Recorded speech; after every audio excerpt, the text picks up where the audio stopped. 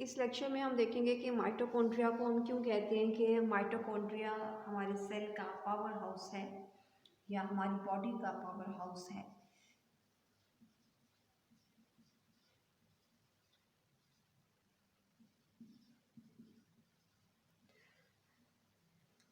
But figure को draw करने से पहले और इसको अंडरस्टैंड करने से पहले अगर हम इसका मीनिंग देखें तो पावर हाउस हम इसलिए कह रहे हैं बिकॉज माइटोकॉन्ड्रिया हमारी बॉडी को एनर्जी प्रोवाइड करता है और हमारी बॉडी के अंदर एनर्जी किस फॉर्म में प्रोवाइड की जाती है, एटीपी की फॉर्म में ये एनर्जी प्रोवाइड की जाती है हमारी बॉडी के अंदर।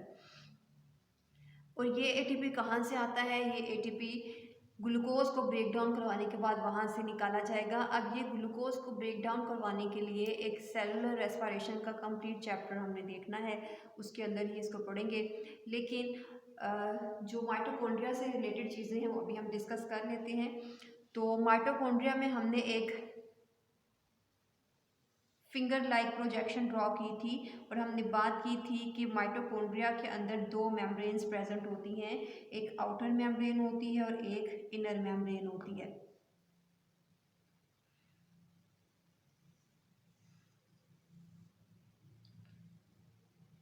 और इनर मेम्ब्रेन को आपने बोला था कि उसके अंदर प्रोजेक्शंस होती हैं।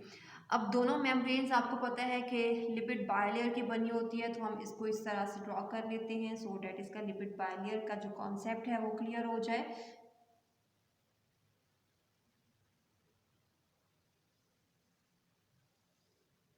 ओके, सो ये हमारा आउटर मेम्ब्रेन का कवर था, दोनों को कंबाइन करके ये आउटर मेम्ब्रेन है और ये इनर मेम्ब्रेन है। और ये माइटोकॉन्ड्रिया का जो मैट्रिक्स था ये वो सारा पोर्शन है। सो ये this portion is matrix. Introduction में हमने देखा था माइटोकॉन्ड्रिया के कि इसकी जो इनर मेम्ब्रेन होती है वहाँ पे प्रोटीन्स का नंबर जो है वो ज़्यादा होता है और जो प्रोटीन्स इनर मेम्ब्रेन में प्रेजेंट होती हैं उसे हम कहते हैं ये इलेक्ट्रॉन ट्रांसपोर्ट चेन है।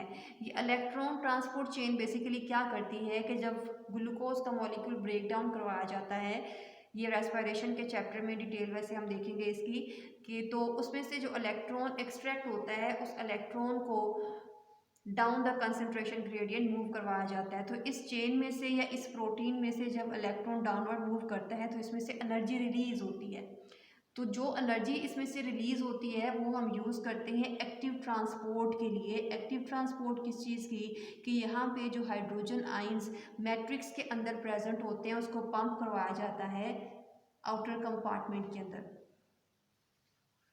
ठीक है, मैं रिकॉल कर देती हूँ कि इनर मेम्ब्रेन में कुछ प्रोटीन्स हैं जिसे हम कहते हैं ये इलेक्ट्रॉन ट्रांसपोर्ट चेन है।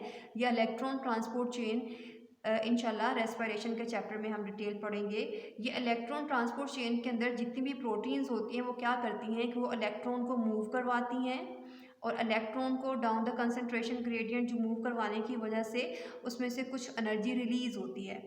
वो जो इलेक्ट्रॉन के डाउनवर्ड मूव करने की वजह से एनर्जी रिलीज हो रही होती है उस एनर्जी को यूज़ किया जाता है एक्टिव ट्रांसपोर्ट करवाने के लिए। बिकॉज जब हम सेल मेम्ब्रेन की मूवमेंट्स पढ़ रहे थे तो तब मैंने आपको बताया था कि एक्टिव ट्रांसपोर्ट के लिए एनर्जी रिक्वायर्ड होती है वाइल पैसिव ट्रांसपोर्ट के लिए नहीं रिक्वायर्ड होती।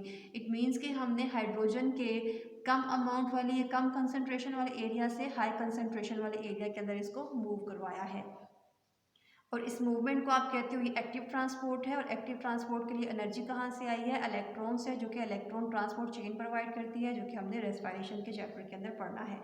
ओके, अब जितने भी हाइड्रोजन आयंस मैट्रिक्स के अंदर हैं ये इलेक्ट्रॉन ट्रांसपोर्ट चेन से जो एनर्जी रिलीज हो रही है वो पंप्स के थ्रू इस आउटर कंपार्टमेंट के अंदर पंप करवा दिए जाते हैं। ठीक है, और ये जो हमने क्रिस्टा एक ड्रॉ किया हुआ है इसे हम लेबल भी कर लेते हैं। ये क्रिस्टा है और क्रिस्टा में हम लोगों ने पढ़ा था कि F0 F1 पार्टिकल्स प्रेजेंट होते हैं जिसे हम ऑक्सीजोम्स भी कहते हैं। इस ऑक्सीजोम्स के 3 पोर्शंस होते हैं। सबसे पहले एक बेस प्रेजेंट होती है जो कि इस मेम्ब्रेन के अंदर इस तरह से इम्बेड हुई होती है और बेस के बाद एक स्टॉक लाइक स्ट्रक्चर होता है इस तरह का और स्टॉक के बाद इस तरह का बैलून लाइक स्ट्रक्चर है, सोलर स्ट्रक्चर होता है। इस पूरे स्ट्रक्चर को हम कहते हैं कि ये ऑक्सीजोम्स हैं, जो हम लोगों ने लास्ट वीडियो के अंदर एक नोब लाइक स्ट्रक्चर ड्रॉ किया था। ठीक है, सो वो नोब लाइक स्ट्रक्चर जो है वो हमने यहाँ पे ड्रॉ कर लिया, और उस नोब लाइक स्ट्रक्चर का, जिसे हम ऑक्सीजोम्स कह रहे थे, 3 पोर्शंस हैं। अगर हम इसको थोड़ा सा एनलार्ज करके ड्रॉ करें तो नीचे एक बेस है इस तरह से, जो कि इनर मेम्ब्रेन के अंदर एम्बेड हुई हुई है, और उसके बाद इस तरह से स्टॉक लाइक स्ट्रक्चर है, और ये स्टॉक लाइक स्ट्रक्चर के बाद एक स्वोलन इस तरह से बैलून लाइक स्ट्रक्चर है।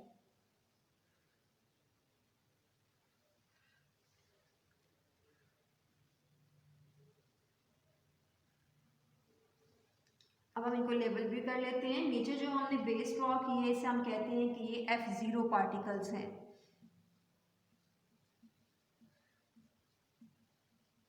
F0 पार्टिकल्स हैं, और इसे हम बेस भी कह सकते हैं। और ये जो हमने ड्रॉ किया है ये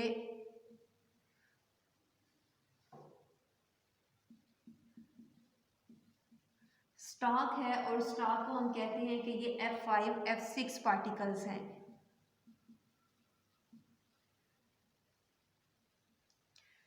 ऊपर जो हमने एक स्वोलन पोर्शन ड्रॉ किया हुआ है उसे हम F1 पार्टिकल कहते हैं, या फिर इसको हम हेड भी कहते हैं।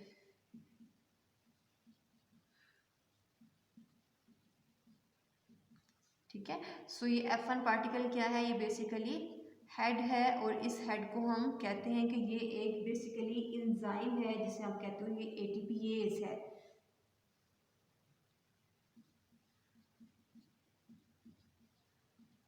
और ये ATP सिंथेटेज भी आप इसको कह सकते हो, बिकॉज ये जो एंजाइम है ये ATP को सिंथेसाइज करवाता है।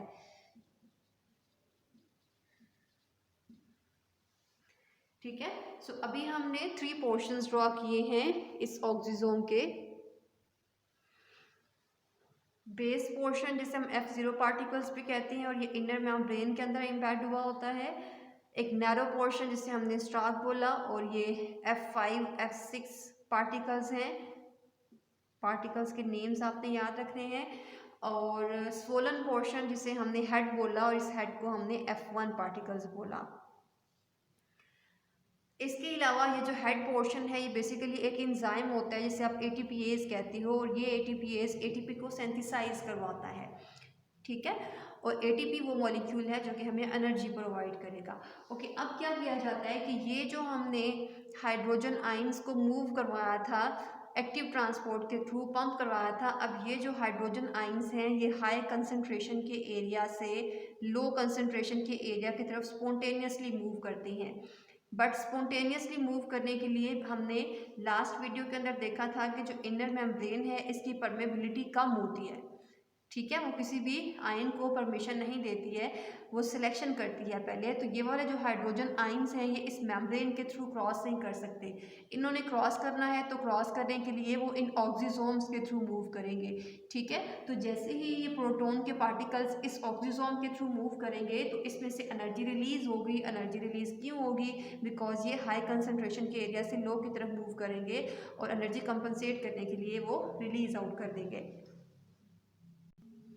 और वो जो एनर्जी रिलीज होती है हम इसको साथ ड्रॉ भी कर लेते हैं। फॉर एग्जांपल ये हाइड्रोजन आयंस इस ऑक्सीजोम्स के थ्रू मूव कर रहे हैं, और इसमें से एनर्जी रिलीज होगी।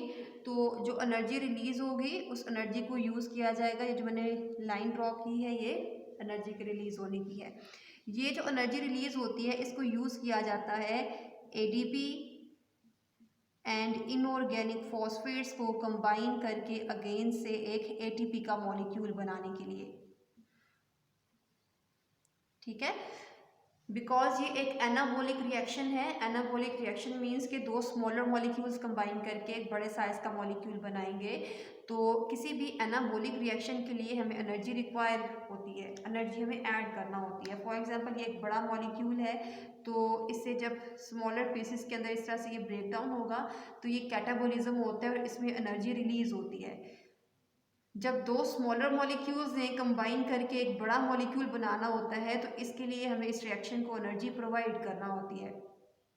यहाँ पे भी दो स्मॉलर मॉलिक्यूल्स कंबाइन करके एक बड़ा मॉलिक्यूल बनाएंगे, और जो एनर्जी आती है वो प्रोटॉन की मूवमेंट की वजह से आती है, बिकॉज वो हाई एनर्जी के लेवल से लो की तरफ मूव कर रहा होता है, ठीक है। और ये स्पॉन्टेनियस मूवमेंट होती है। स्पॉन्टेनियस मूवमेंट ऑक्सीजोम्स के थ्रू ही क्यों हो रही है? बिकॉज ये जो हाइड्रोजन आयंस हैं ये इस मेम्ब्रेन को क्रॉस नहीं कर सकते। ये जो मेम्ब्रेन है ये परमिएबल नहीं होती है इन हाइड्रोजन आयंस के लिए, ठीक है।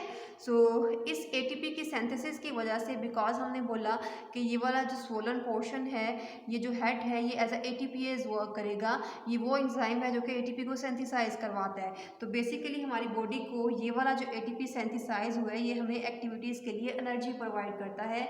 और इस एनर्जी की प्रोडक्शन की वजह से हम कहते हैं कि माइटोकॉन्ड्रिया जो है वो हमारे सेल का पावर हाउस है।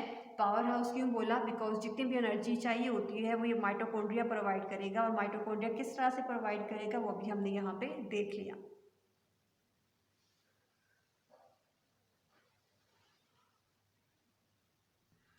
इस तरह के और भी बहुत से ऑक्सीजोम्स मेम्ब्रेन में इम्बेड हुए होते हैं और हम वो यहाँ पे ड्रॉ कर लेते हैं। और ये सब मिलके एटीपी की प्रोडक्शन करवा रहे होते हैं।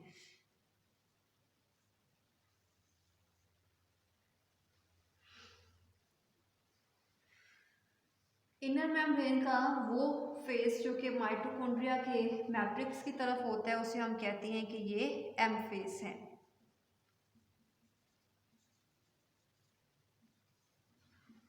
वाइल इनर मेम्ब्रेन की वो साइड जो कि आउटर कंपार्टमेंट की तरफ होती है उसे हम कहते हैं कि ये सी फेस है।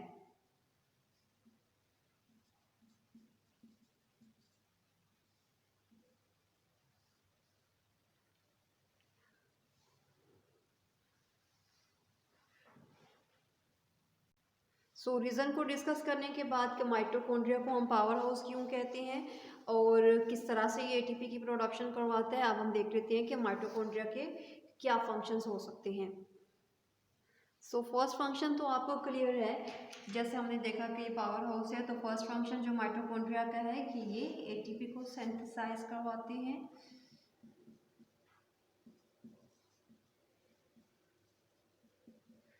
और इसके अलावा माइटोकॉन्ड्रिया जो है ये थर्मियोजेनेसिस में भी रोल प्ले कर रहे होते हैं।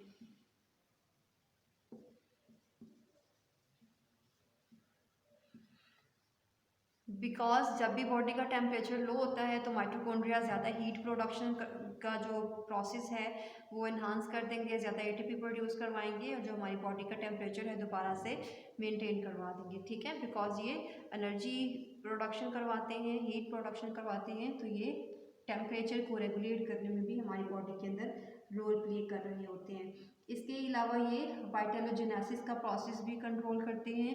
वाइटलोजेनेसिस में आपको पहले बता चुकी हूँ, यॉक की सिंथेसिस को कहते हैं।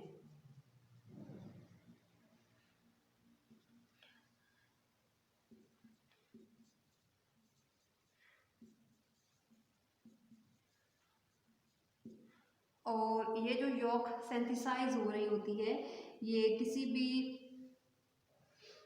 डेवलपिंग एम्ब्रियो को एनर्जी प्रोवाइड करती है। बिकॉज इसके अंदर माइटोकॉन्ड्रिया एंड गोल्जी बॉडीज का नंबर जो है वो ज़्यादा होता है। इसके अलावा माइटोकॉन्ड्रिया हीमोग्लोबिन का जो हाइंड पोर्शन होता है जिसमें आयरन कंटेनिंग रिंग होती है उसको भी सिंथेसाइज करवाते हैं, ठीक है। सो हीमोग्लोबिन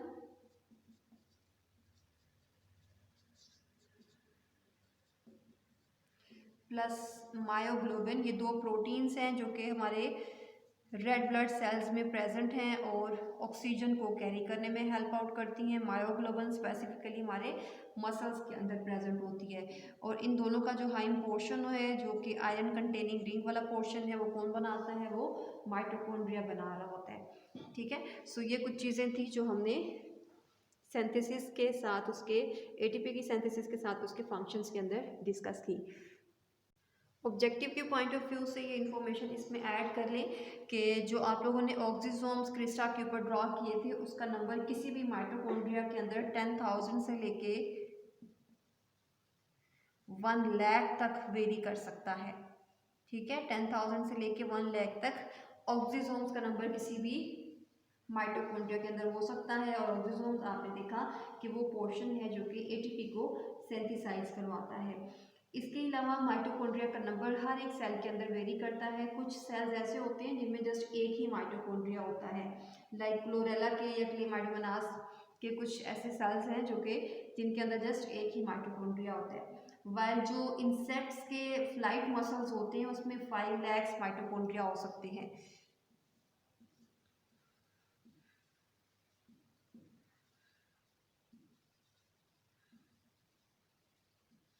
ठीक है, बिकॉज उनको फ्लाई करना होता है, ज़्यादा एनर्जी रिक्वायर्ड होती है, तो उसमें कितने होंगे 5 लाख नंबर हो सकता है। इसके अलावा कुछ अमेबास ऐसे हैं जिनमें 50,000 होते हैं माइटोकॉन्ड्रिया का नंबर। ठीक है, तो डिपेंड करता है कि किसी भी सेल को कितनी एनर्जी चाहिए होती है। वो सेल्स जो कि ज़्यादा काम करते हैं उनको एनर्जी भी ज़्यादा रिक्वायर्ड होती है और उनके अंदर माइटोकॉन्ड्रिया का नंबर भी ज़्यादा होगा। वाइल वो सेल्स जो कि कम एक्टिविटी करते हैं, कम काम करते हैं, उनको ज़्यादा एनर्जी भी नहीं चाहिए होती है और उनके अंदर फिर माइटोकॉन्ड्रिया जो कि एनर्जी प्रोडक्शन का एक ऑर्गेनेली है वो भी कम नंबर में होगा। ओके बेटे, सो ये माइटोकॉन्ड्रिया का structure and function I hope कि आप सबको क्लियर होगा। आपको कोई भी क्वेश्चन है तो आप इस वीडियो के नीचे कमेंट करके पूछ सकते हो।